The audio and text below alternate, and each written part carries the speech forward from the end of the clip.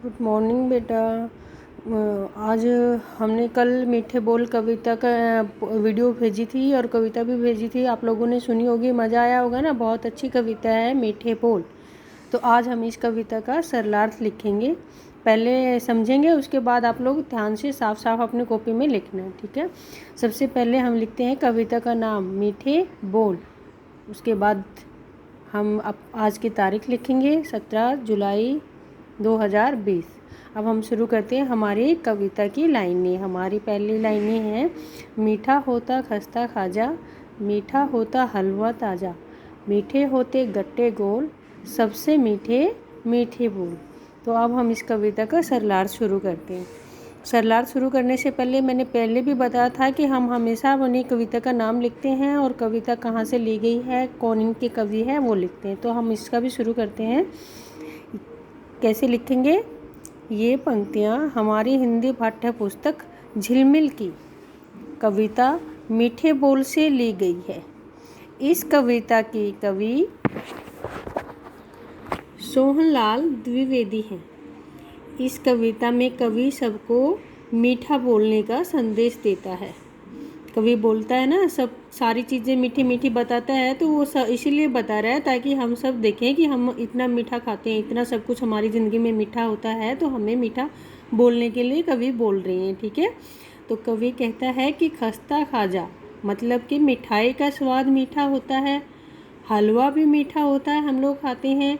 चने के आटे से जो गट्टे बनते हैं, मिठाई होती है भी एक तरह की, वो भी मीठी होती है। तो हम इतना सब मीठा खाते हैं तो हमें मीठा ही बोलना चाहिए, अर्थात सबसे प्यार से बोलना चाहिए। हमारी ज़िंदगी में जब इतना सब कुछ मीठा होता है, हम इतना मीठा खाते हैं, तो हमें मीठा ही बोलना चाहिए, ठीक है। ये हमारी पहली 4 लाइनों का, 4 पंक्तियों का सरलार्थ। उसके बाद आगे 4 पंक्तियाँ आती हैं। मीठे होते आम निराले, मीठे होते जामुन काले, मीठे होते गन्ने गोल, सबसे मीठे मीठे बोल, ठीक है। इसका सरलार्थ शुरू करेंगे। ये पंक्तियाँ हमारी हिंदी पाठ्य पुस्तक झिलमिल से ली गई हैं। इसमें कवि सोहनलाल द्विवेदी सबको मीठा बोलने के लिए कहते हैं। तो इन पंक्तियों में कवि क्या कहते हैं, अलग अलग मीठी चीज़ों का उदाहरण देते हैं कि रसीले आम मीठे होते हैं, आप लोग खाते हो ना आम, तो वो मीठे होते हैं। जामुन काले होते हैं लेकिन फिर भी उनका स्वाद क्या होता है, मीठा ही होता है। गोल गोल गन्ने भी मीठे होते हैं। तो कवि फिर से कहता है कि हम इतना मीठा खाते हैं, तो इसीलिए हमें हमेशा दूसरों के साथ मीठा या प्यार से ही बोलना चाहिए, ठीक है बेटा। अब आगे वाली लाइनें आती हैं हमारी। मीठा होता दाग छुहारा, मीठा होता शक्कर पारा, मीठा होता रस का गोल, घोल सबसे मीठे मीठे बोल। तो इन पंक्तियों में फिर हम लिखेंगे कि ये पंक्तियाँ कवि सोहनलाल द्विवेदी की कविता मीठे बोल से ली गई हैं। इनमें कवि कहते हैं कि किशमिश और छुहारे मीठे होते हैं। आप लोग खाते हो किशमिश और छुहारे? कैसे होते हैं? मीठे ही होते हैं। खुरमे जो वो शक्कर के और गुड़ के बने होते हैं, आप लोग खाते हो ना, दुकान से लेते हैं हम पैकेट में, वो हलवाई बनाता है, वो मीठे होते हैं, उनका स्वाद। जो अलग अलग तरह का रस पीते हैं, चाहे गन्ने का रस है, आम का रस है ना, तो वो सारा क्या होता है, मीठा होता है। तो इसीलिए हमारे बोल, अर्थात हमें दूसरों के साथ हमेशा मीठा ही बोलना चाहिए, सबसे प्यार से बोलना चाहिए, ठीक है। अब हमारे अगली लाइन में आ जाती हैं।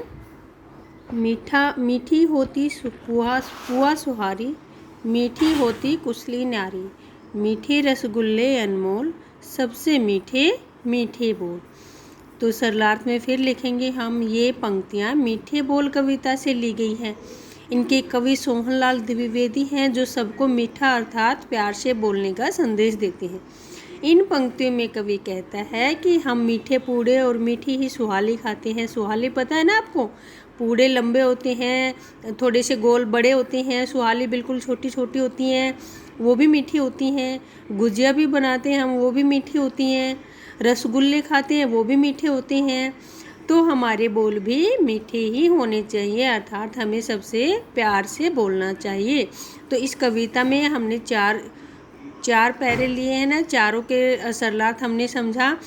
कवि अलग अलग मीठी चीज़ों का उदाहरण देकर हमें ये बताना चाहता है बेटा कि हमारी ज़िंदगी में हम सब इतना मीठा खाते हैं, इतना सब कुछ मीठा होता है, तो क्या हम मीठा बोल के अर्थात प्यार से बोल के अपने आसपास का वातावरण भी मीठा नहीं बना सकते? बना सकते हैं ना, क्योंकि जब हम दूसरों से प्यार से बोलेंगे, अच्छे से बोलेंगे, तो दूसरे भी हमारे साथ अच्छे से ही बोलेंगे। तो इसीलिए कवि इस कविता में सबको मीठा, प्यार से, विनम्र बोलने के का संदेश देते हैं। तो ये कविता समझ में आई। आज हमें इन चारों के 4 पैरे हमारे कविता में, चारों का सरलार्थ लिखना है और याद करना है ध्यान से। ठीक है बेटा।